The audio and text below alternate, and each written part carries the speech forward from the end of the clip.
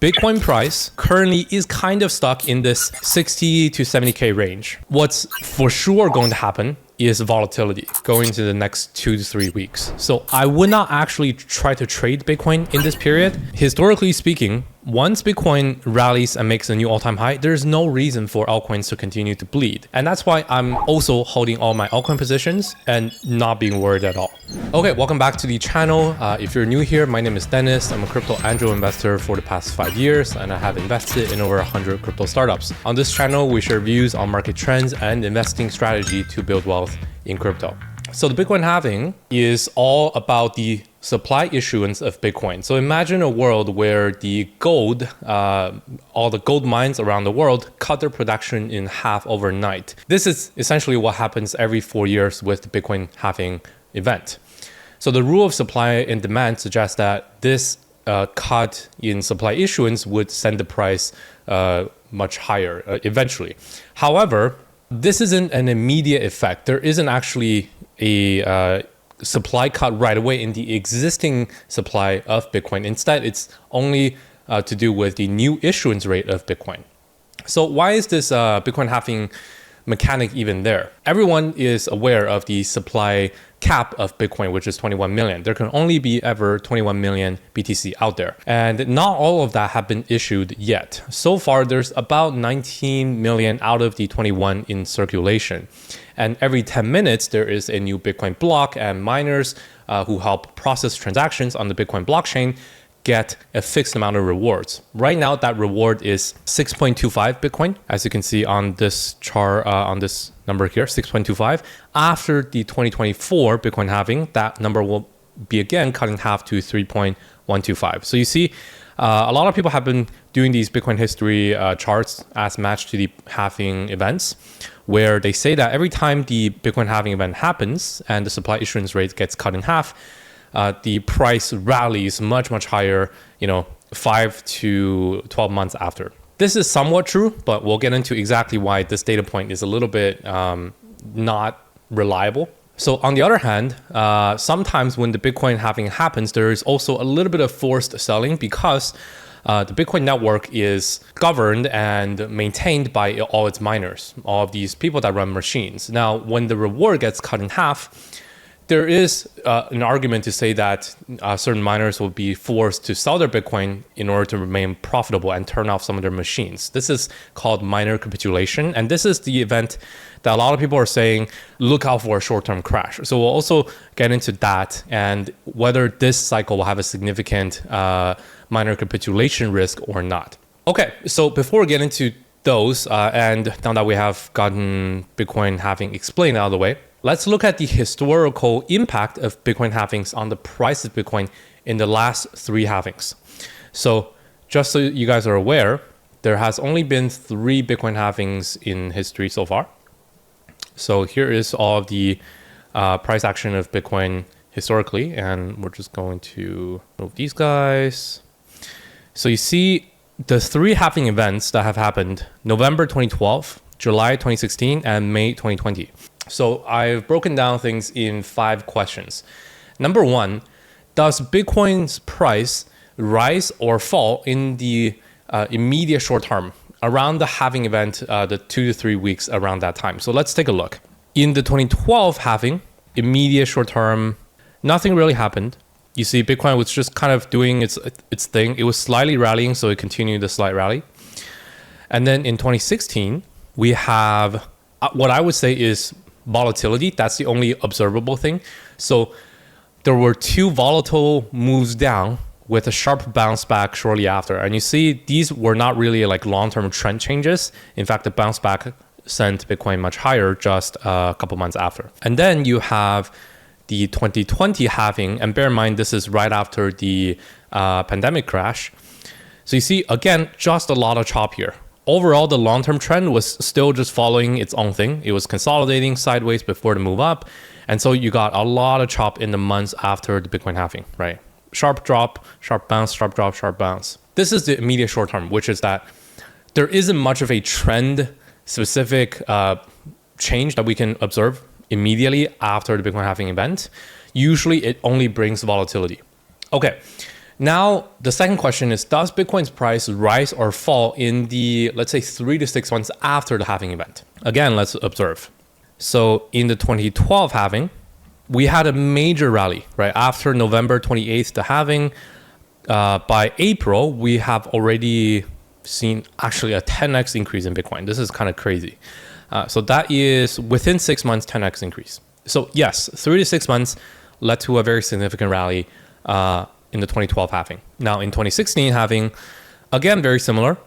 This basically started a 1 year long major bull market, going from $600 to all the way up to 18,000, the big bull run that everyone remembers.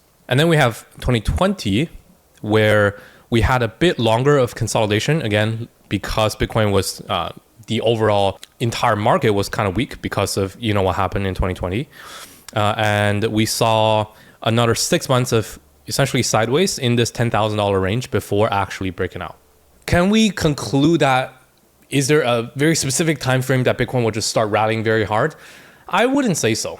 In 2012, it rallied very quickly, just within 6 months. In 2016, it took a year and a half before that rally reached the top. And then in 2020, 6 months, basically nothing happened. That's the second question answered, which is that 3 to 6 months, there isn't a direct causation that you can say Bitcoin halving happens and then 3 to 6 months, Bitcoin rallies very significantly. That's very hard to say. It is overall bullish. Eventually, the cycle does kick off, but the timing is not that exact. So how is the timing then? Let's get into price-wise what we can observe. So how long did it take after each Bitcoin halving event did Bitcoin make a new all-time high? So let's go to the 2012 halving. From the halving event until a new all-time high, it took around 97 days, right? When the new all-time high at $36. And then in the 2016 halving, it took us around 280 to 300 days. Okay, so around 10 months before the all-time high. And then in the 2020 halving, this got even, this wasn't as long. So you see here, 210 days. So 2012, 97 days until the new all-time high, 2016, 300 days, and 2020, 220 days. So again, is that a reliable metric? Not really. The only thing reliable here is that the all-time high will come, right? If Bitcoin didn't make a new low, you can definitely say that. In all three cases, this is true. But how soon is the all-time high likely to come? Well, that is actually not so accurately related to the Bitcoin halving. Sometimes it's shorter, sometimes it's longer. And you'll remember this point because later on we'll see, because Bitcoin is already revisiting its previous all-time high, even before the halving in this time around, it makes a very different case. And then the last metric here is how long did the cycle continue until Bitcoin reached the cycle top after the Bitcoin halving event. This is the date range that we already have here. So in 2012, 367 days after the halving event, Bitcoin topped out and the bull market ended. In the 2016 halving, it took us 528 days of bull run. And then in the 2020 halving, if we count the second peak, crypto market was still in a bull run because there were still a lot of opportunities here in the second half of 2021. So the 2020 halving took us 546 days after the halving event before the cycle topped. That goes to show you, okay, again, those numbers are not so accurate, right? Sometimes it's short, sometimes it's long. But what you can notice here is that the last two metrics that we have mentioned, the time that the Bitcoin halving relates to the new all-time high and how it relates to the cycle top, that actually is very correlated. What I mean by that is if the Bitcoin all-time high comes very shortly after the Bitcoin halving event or even together, then the cycle is clearly shortened. This is what we can see in the 2012 halving. Whereas on the 2016 and 2020 halvings, because the Bitcoin price took a much longer time to climb up to its all-time high after the halving event, this led to a longer bull run. So the conclusion here is that how long the cycle takes is actually not directly correlated to when the Bitcoin halving happens. It's much more strongly correlated to when Bitcoin makes a new all-time high. If you think about it, this makes a lot of sense because what does Bitcoin halving actually do? It doesn't change anything of the demand side. It doesn't create extra buying demand for Bitcoin. It only changes the supply issuance. But TLDR is that it's not as significant as the demand side. What actually drives each Bitcoin cycle is usually the demand side. It's how much buying demand there is. And that doesn't get changed when Bitcoin halving happens. With that thinking, we understand that, okay, if Bitcoin is showing much more strength than usual, like in the 2012 halving, where the rally kicks off very shortly after the halving event, and then similarly to the 2024 halving and the cycle we have right now, where the demand is very clear. Bitcoin is driving up its price even before the Bitcoin halving event, and we are already at all-time high. This goes to show that the trend this time around is actually much stronger than the 2016 and 2020 cycles because of how Bitcoin's price is already showing a very strong trend even before the halving event. So the demand side is different while the supply side is the same. So TLDR summary of previous data points, Bitcoin halving event is not directly causing each bull run, as we have shown with these data points. And each Bitcoin cycle are indicated and most directly signaled by the strength in Bitcoin's demand, which you can observe with Bitcoin's price, with how quickly Bitcoin makes a new all-time high, not with when the halving event happens. When it comes to strength in price, technically we are ahead of schedule because the all-time high is happening much quicker in the cycle versus later, which means Bitcoin is stronger in this cycle than previous. And the only reliable assumption in this case is that the cycle is probably going to be shortened versus previous cycles. So in the 2016 and 2020 halving cycles, we have had 500 to 550 days after the halving event before the cycle topped. This time around, that is going to be shortened most likely. That's a very conservative estimate. What I would say is that we're more likely to see like 240 days to around 1 year of bull run after the halving event. And if we want to be safe, right? If we want to set a time limit for when we want to invest very heavily, this is probably a shortened time this time around. The cycle can definitely last longer for if other things change, but the safest assumption is that, right? We don't want to, play it very safe and say, oh, like once the halving event happens, we can expect 6 months and then the bull run happens. Be more realistic, right? Look at what has been happening in the past 4 months. Coins are rallying like 100% in a day when it's good days. This is clearly a bull run, and the bull run has been going on for at least 4 months now. We really should not take it for granted and say, because previous halving cycles, there's usually like year and a half of continued bull run after halving, this is likely to happen. I think that's kind of dangerous to assume. The safer assumption here is that the cycle is more likely to end even as early as end of this year, conservative estimate like Q1 next year. Okay, so how should we prepare then? Bitcoin price currently is kind of stuck in this 60 to 70K range. So personally, I am not expecting 60K to break.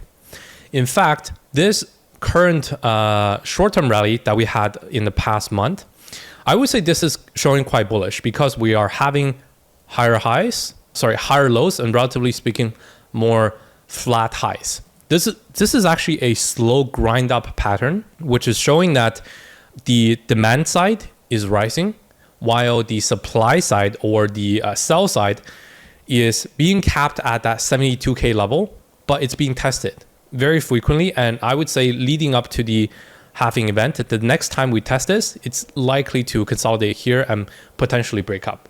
This is something I'm expecting. If I really need to bet on a direction, I think this is much more likely. However, what's for sure going to happen is volatility going into the next 2 to 3 weeks. So I would not actually try to trade Bitcoin in this period. What I'm personally doing is just continue to accumulate in a spot position without leverage in this lower range, right? So anything that can touch the 60K range and all the way up to 65, I would say this will all be buying range for me. And I think we could get another like wick period like this. So once the Bitcoin halving happens, mass speculation happens, would not be surprised to see like huge whipsaws like this, and then we go up. So I would look to really accumulate Bitcoin spot in this lower support range between 60 and 65K. And that's my plan. And when it comes to altcoins, again, focusing on the strongest altcoin narratives, which we will cover in our next upcoming video for the hottest narratives this month. Historically speaking, once Bitcoin rallies and makes a new all-time high, there's no reason for altcoins to continue to bleed. And that's why I'm also holding all my altcoin positions and not being worried at all. That's the short-term expectation. And again, long-term expectation is that this cycle is likely to be shortened, right? Keep that in mind. And we will likely not see like 500 days of bull run after the halving event. What's much more likely is 240 to 360 days. So 9 to 12 months of bull market after the halving event, which gives us, let me just map that out here from from 10 days from now, April 20th, 240 days or so is the shortest time we are expecting. So that is December of this year that the cycle could potentially end, or safe assumption is something like April of next year. What I would really pay attention to is try to really observe the market between December this year and April of next year, and really have your exit strategy ready before then.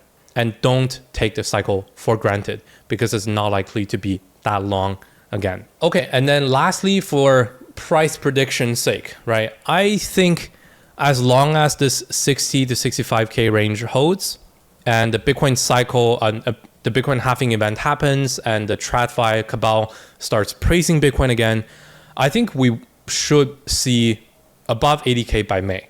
That's what I'm expecting. If you really want like some short-term price prediction, that's what I'm expecting. Okay, that's it. Before I go, 2 things you should definitely follow me on. Number 1 is Twitter or X at Virtualbacon0x. This is where I drop all of my day-to-day alpha before I make them into these in-depth videos. And then second of all is our Discord, which you can find with the link in the description, or go to discord.gg/virtualbacon. This is where I post my Bitcoin analysis, altcoin analysis, daily alpha for airdrops, new token launches, LBPs, NFT mints, etc. All coming from me directly. And we are a 35,000 member strong community. If you're looking for somewhere to join, you should definitely take part here. That's it for today. Thank you guys so much for watching, and I will see you on the next video and next live stream.